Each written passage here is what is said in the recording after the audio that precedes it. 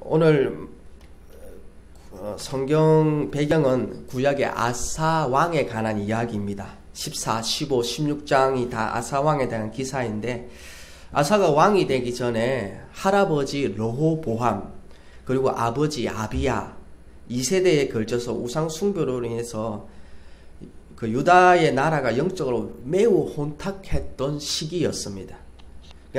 아사가 왕이 되고 난 다음에 뭘 했냐면, 펼친 정책이 뭐냐면 우상을 없애고 여호와를 찾는 것이었습니다.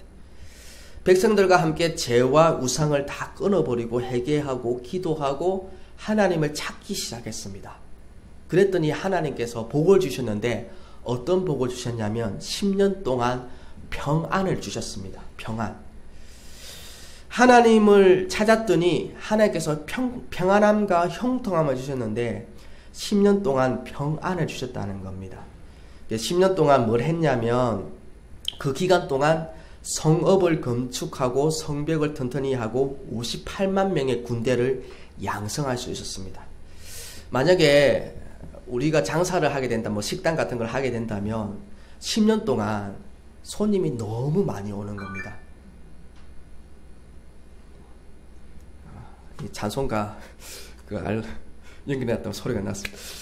10년 동안 장사를 하는데 손님이 너무 많이 와가지고 막 돈을 끌어 모으는 겁니다. 장사가 너무 잘 되니까 10년 동안 모은 돈 가지고 건물도 사고 집도 사고 아이들 공부시키고 유학 보내고, 그러니까 돈이 10년 동안 장사가 너무 잘 되니까 그렇게 했을 거 아닙니까? 그러니까 아사왕도 10년 동안 평안을 주셔서 그 기간 동안 할아버지와 아버지가 말아먹었던 그 나라를 다시 부강하게 일으킬 수 있었던 겁니다. 아사왕이 오로지 하나님을 찾고 구했을 때 하나님은 아사왕의 나라를, 부강한 나라, 또 강력한 군대를 준비할 수 있는 태평성대를 이루게 했던 겁니다. 그렇게 평안한 가운데 구스가 100만 대군을 이끌고 쳐들어옵니다. 아사는 또 기도합니다. 기도를 했더니 58만 명의 군사로 100만 명의 대군을 무찌를 뿐만 아니라 전쟁의 전리품과 거랄 지역의 성읍까지 얻게 되었던 겁니다. 영토까지 확장이 됐던 겁니다. 그리고 전쟁에서 돌아올 때 선지자 하나니가 나타나서 하나님을 찾는 행위에는 상급이 있다고 말씀하셨습니다. 무슨 말이냐면, 계속해서 아사 왕이 하나님을 찾으면 하나님께서 더 큰 축복을 주시겠다는 말씀입니다.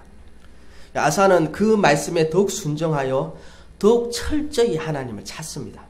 그러자 또 하나님께서 또 복을 주셨는데 뭐냐면 10년 더 평안의 시대가 연장이 됩니다.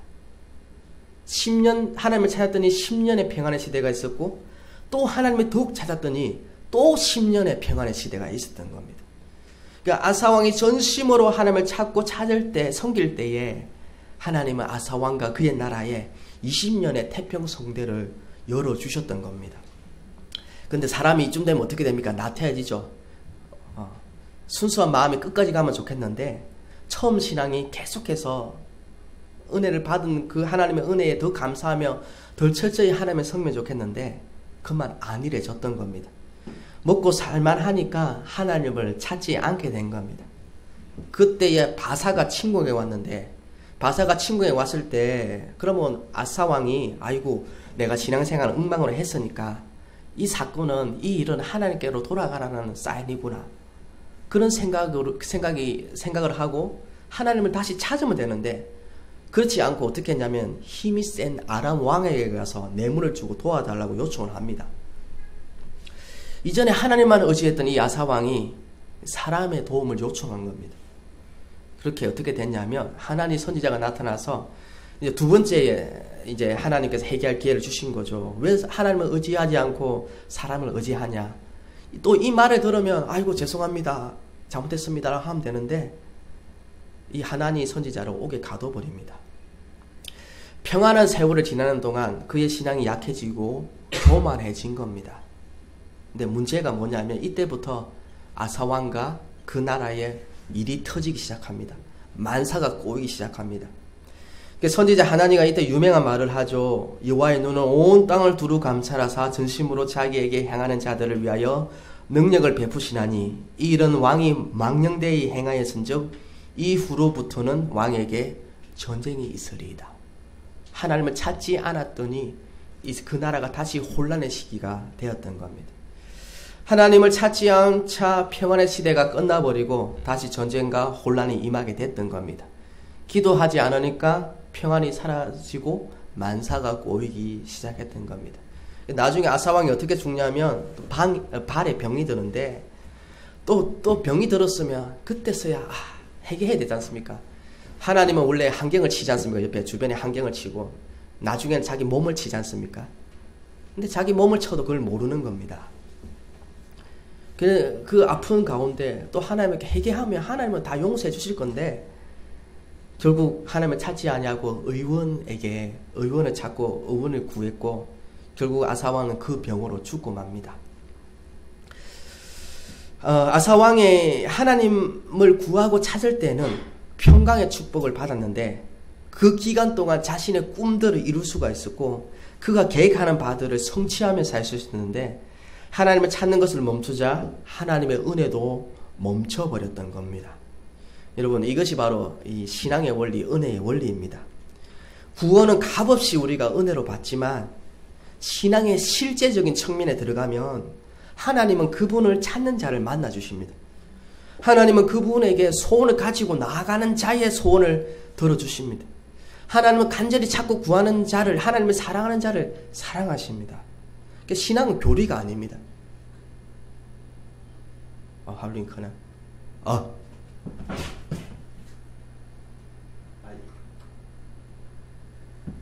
신앙은 교리가 아니라 신앙은 삶이죠.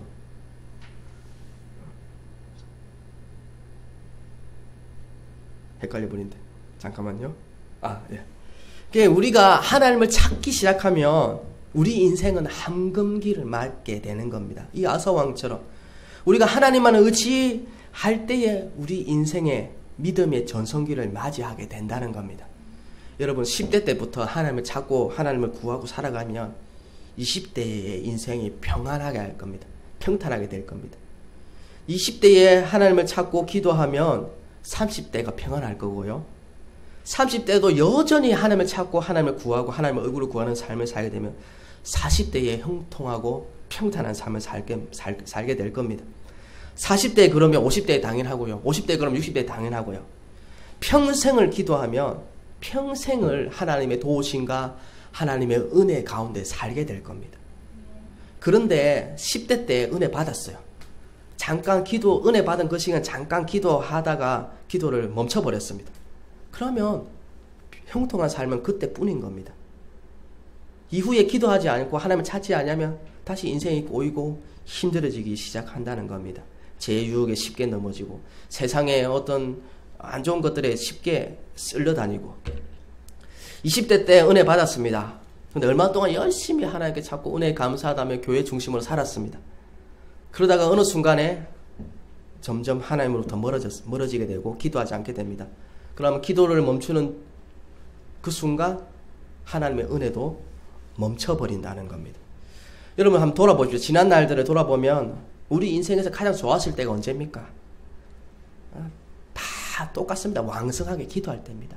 마음에 평안이 넘치고 기쁨이 넘치고 하는 일들도 좀 어려운 어려움도 있지만 그래도 그 별일같이 느껴지지 아니하고 그 첫사랑을 경험할 때 그때가 아닙니까? 왕성하게 기도할 때, 하나님을 간절히 찾을 때.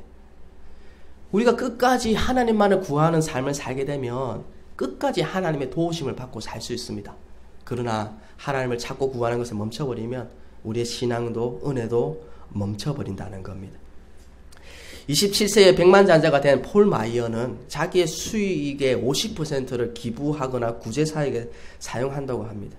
누군가가 그에게 질문했습니다. 당신이 그리스도인으로서 가장 중요한 것이 무엇이라고 생각합니까?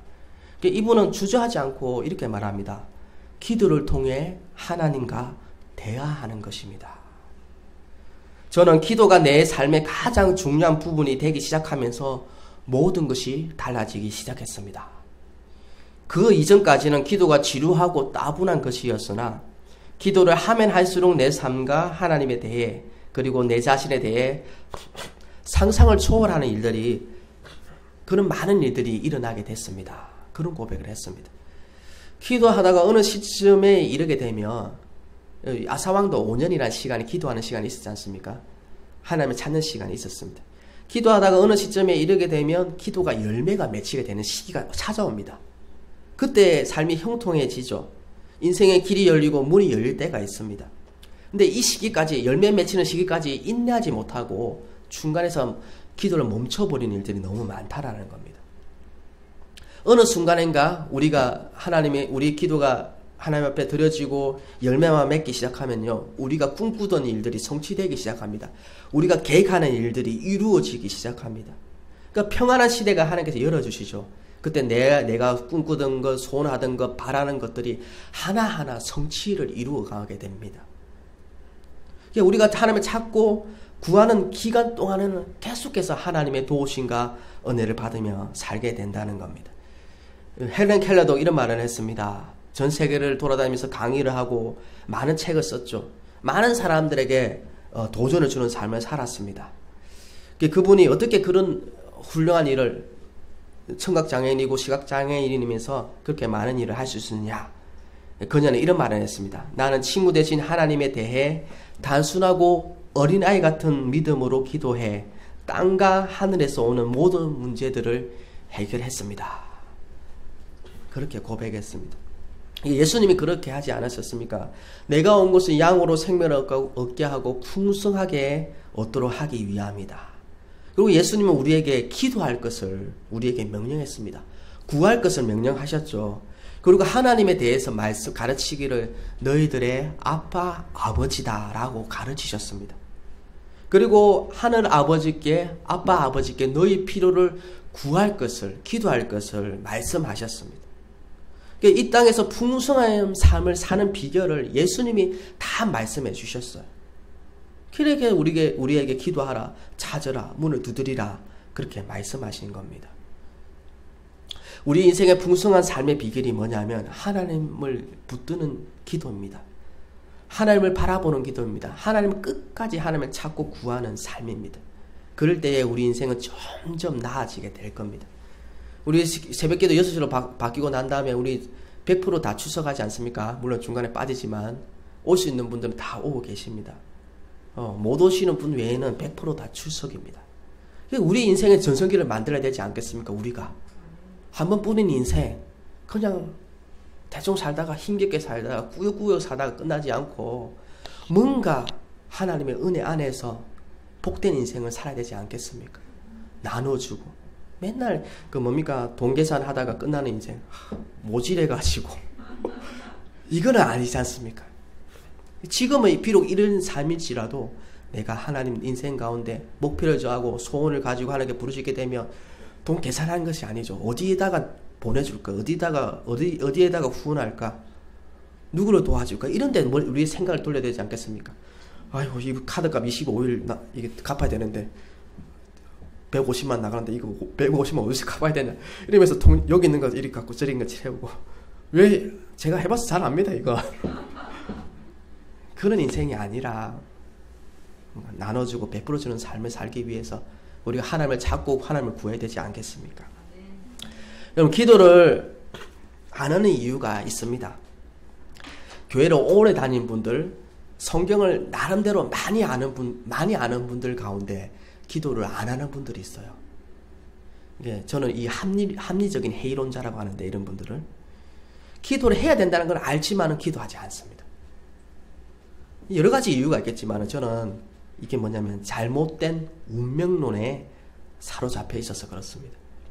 예정론하고 운명론하고 전혀 다른 의미인데, 그리스도인들 중에서 하나님의 뜻을 두둔하면서 운명론에 빠져서 아무것도 하지 않는, 어떤 기도도 하지 않는 사람들이 있다라는 겁니다. 만약 예를 들면 어떤 식당에 장사를 하는데 장사를 하다가 안 되면 하나님이 안 되게 했다는 겁니다. 일이 안 되면 분명히 제가 볼 때는 맛이 없어서 안 되는 건데 하나님이 장사를 안 되겠다는 겁니다. 심하게 말한 분들은 감기 걸리는 것도 하나님의 뜻이래요. 보니까 옷 안 입고 추운데 뛰어다니다가 감기 걸렸는데 감기 걸린 것도 하나님의 뜻이라는 겁니다. 이런 분들이 종종 있습니다. 이런 분들하고 대화를 하면 대화가 안 됩니다. 뭐든지 대화를 막 맹렬하게 얘기를 하다 보면 마지막에는 하나님 뜻이라고 이러면 할 말이 없어요. 그러면 이슬람교가 다른 게 뭡니까? 인살라, 이것도 하나님 인살라. 3시간 늦어놓고 약속 시간 3시간 늦어놓고 인살라 이러고 있고 빌린 돈 안 갚아가지고 인살라 이러고 있고.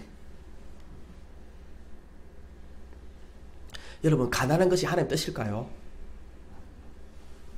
분명히 하나님 뜻은 아닙니다. 하나님 뜻은 우리가 성실하게 살기를 원하십니다. 우리 인생은 우리가 책임지기를 원하죠. 직장에서 어떤 분이 열심히 성실하지 않아가지고 미움받아서 쫓겨났습니다. 그러면 그건 하나님 뜻이 아니지 않습니까? 자신이 노력하지 않아서 열심히 하지 않아서 결과가 안 좋았을 거지 않습니까? 물론 하나님의 계획이 있어서 쫓겨나게 했을 때도 있습니다. 그런데 대부분 자기가 안 해놓고 열심히 안 해놓고 자기의 부족함 때문에 생긴 일 가지고 하나님의 뜻이라는 겁니다. 제가 오래전에 그 40세가 다 된 청년하고 얘기를 했습니다. 40세 청년, 결혼 안 했기 때문에 청년입니다. 뭐 중년이죠. 예, 자기는 청년이고 싶은데 40세인데 결혼은 못하고 모아놓은 재산도 없습니다. 번번한 직장도 없습니다. 근데 결혼도 못하고 있는데 근데 자기는 하나님의 뜻이라는 겁니다. 이 독한 말을 해주고 싶은데 차마 저희 성품 때문에 그런 말을 못했지만은, 아니 하나님 앞에 믿음이 있으면 하나님 도대체 내 인생이 이게 뭡니까? 이렇게 살라고 저를 부르셨습니까? 라고 하나님께 따지기라도 해야죠. 아빠 아버지인데. 근데 이것조차도 안 하는 겁니다. 그러니까 이런 잘못된 이런 유명론에 빠져 있는 분들이 뭐냐면 모든 나쁜 결과를 갖다 놓고 하나님이 하셨다고 고백하는데 이것은 정말 비겁한 거예요. 하나님 뒤에 숨는 겁니다. 핑계는 하나님한테 다 넘겨버리고 자기의 부족함 때문에, 자기의 연약함 때문에, 자기의 노력하지 않은 것 때문에 그런 결과가 있었는데 그 결과를 하나님 뒤에 숨어버리는 겁니다. 정작 자신은 아무런 기도하지 않습니다. 아무런 시도조차 하지 않습니다. 뭐라도 해야죠. 기도하면서. 하다못해 할 게 없으면 뭐라도 계획을 잡아서 오늘 하루 성경을 50장이라도 읽어야지. 계획을 잡아서 뭔가 노력을 해야 되는데 아무것도 하지 않는 겁니다. 은혜는 뭡니까? 우리로 하여금 실천주의자로 만듭니다. 행동주의자로 만듭니다. 은혜가 임하면요 가만히 있을 수가 없습니다.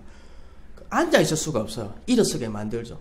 하다못해 찬송이라고 부르게 만들고 하다못해 기도하게라도 만듭니다. 은혜 받으면 이런 말이죠. 아이고 저 사람 도와줘야지, 저 사람 섬겨줘야지, 이런 생각이 들지 않습니까? 은혜는 뭐 보이지 않는 그런 것이 아니라 하나님의 은혜는 우리 가운데 임하면 뭔가 우리로 하여금 행동하게 만드는 것이 바로 하나님의 은혜이지 않습니까? 하나님은 우리 가운데 어떻게 일하시냐? 우리가 행동하기 원하고 순종하기 원하고 말씀대로 살기를 원하십니다. 하나님은 우리에게 복 주시기를 원해요. 우리 인생이 하나님의 은혜 가운데 멋진 인생, 은혜의 전성기, 믿음의 전성기, 인생의 전성기를 살기를 원하십니다. 태평성대를 이루기를 원하세요. 우리가 잘 믿어서 우리 후손들까지 믿음이 이렇게 이어지기를 원하신다는 겁니다. 믿음의 명문가운을 세우기를 하나님이 원하신다는 거죠. 근데 우리가 아무것도 행동하지 않고 구하지 않으면 하나님은 아무 일도 하실 수 없다라는 겁니다. 누가 그런 말을 했죠. 우리가 기도하지 않는 한 하나님은 마치 아무것도 하실 수 없는 분처럼 하나님은 우리를 돕지 않으실 거다. 그러니까 하나님 성경 말씀은 철저하게 우리에게 믿음을 요구하시죠. 우리에게 순종을 요구하십니다. 그래서 기도를 할 때 기도에 대해서는 하나님이 명령하셨어요. 구하라 라고 명령하셨습니다. 기도해봐라 내가 좋은 거 줄게 이게 아니라 자꾸 두드려봐라. 그럼 내가 가장 좋은 것을 줄 것이라고 말씀하시지 않았습니까? 아들을 아끼지 않고 내어주시니까 그 아들과 함께 모든 것을 내어주지 않겠느냐, 그렇게 말씀하고 있는 겁니다. 우리는 여기서 멈추면 안 돼요. 내 인생 여기서 이런 형편에서 지지부진한 인생으로 살면 안 됩니다. 여기서 더 구하셔야 됩니다. 하나님 내 인생 이게 뭡니까? 이렇게 살다 죽고 싶지는 않습니다. 하나님 복을 나눠주는 인생 되게 해주시옵소서. 우리의 믿음이 자랄 수 있도록 하나님께서 우리 인생 가운데 복을 주실 수 있도록 우리가 내 영혼의 잔을 키워야 한다는 겁니다. 내 입을 넓게 열라 내가 채우리라 하지 아니하셨습니까? 채우리라 하지 아니하였느냐? 시편의 말씀처럼 우리는 구하고 또 구하는 인생을 살아야 한다는 겁니다. 기도하지 않는 것은 우리는 실패를 계획하는 겁니다. 그래서 기도할 때요, 시간을 채우는 기도는 아무런 응답이 없습니다. 소원을 드리십시오. 기도 제목을 찾아내십시오. 성경을 읽어서 찾아내든지 뭐든지 가슴 뜨거워지는 기도 제목을 하나하나 적어서 찾아내십시오. 기도할 때 그냥 시간만 채운다고 기도가 안 되고 믿음의 기도에 응답을 하시는 겁니다. 그래서 나를 믿음을 강하게 하도록 하기 위해서는 성경 말씀을 부지런히 읽어야 됩니다. 그리고 세상의 어떤 생각들, 세상의 유혹들을 다 멀리하고 하나님 말씀 안으로 들어와야 됩니다. 내가 하나님 안에, 내가 말씀 안에 거할 때 우리 기도가 강력해지지 않습니까? 그래서 지난주에 제가 말씀 많이 읽으라고 했지 않습니까? 준영아, 니는 못 들었지? 들었나? 우리 아내 물어봐요. 지난주 몇 장 읽었어요? 18장. 예, 18장. 이제 이렇게 물어보려고요. 성경을 몇 장 읽는지. 제가 많이 읽는 건 중요하지 않다고 얘기했지 않습니까? 깊이 읽는 거. 깊이 읽고 성경을 쭉 읽다가 한 장을 읽더라도 쭉 읽다가 뭔가 내 마음에 성령께서 감동하는 부분이 있습니다. 그 부분을 딱 멈춰 서십시오. 멈춰 서시고 그 부분을 묵상하십시오. 그게 영적으로 큰 교훈을 됩니다. 성경 읽기는 큐티식으로 해야지 무조건 많이 읽으면 많이 상 주는 건 이건 좋지 않습니다. 제가 얘기했죠. 성경은 주술적으로 읽으면 아무 효과가 없습니다. 성경 말씀이 나에게 말씀하도록 읽어야 됩니다. 이 말씀이 나에게 말씀하고 내가 순종하고자 하는 태도로 읽었을 때 성경이 나에게 말씀하기 시작하고, 성경을 2줄, 3줄을 읽다 하더라도 그 말씀이 내게 말씀하실 수 있도록. 그래서 성경은 쭉 무조건 읽으십시오. 시간을 두고 많이 읽어야 됩니다. 많이 읽다가 탁 내 마음을 감동하는 구절인데 그 구절이 있으면 멈춰서서 깊이 묵상을 하십시오. 그게 내 인생을 붙드는 교훈이 됩니다. 이런 말씀들은 내 귀에 떠나지 않거든. 내 마음에 떠나지 않냐고. 평소에도 그게 일상생활 하면서도 그게 묵상이 됩니다. 그때 내 마음에 교훈을 준 말씀, 은혜 준 말씀들은. 그래서 우리는 결론적으로 새벽마다 기도하십시오. 그 믿음의 전성기를 죽을 때까지, 100세까지 죽을 때까지 여러분들의 인생을 신앙의 전성기, 믿음의 전성기, 인생의 전성기로 살아가는 우리 모두가 됐으면 좋겠습니다. 예, 여러분들이 잘 돼야 제가 잘 됩니다. 그래야 제가 뭐라도 하나 더 많이 얻어먹을 거 아닙니까? 예, 우리 한번 기도하도록 하겠습니다.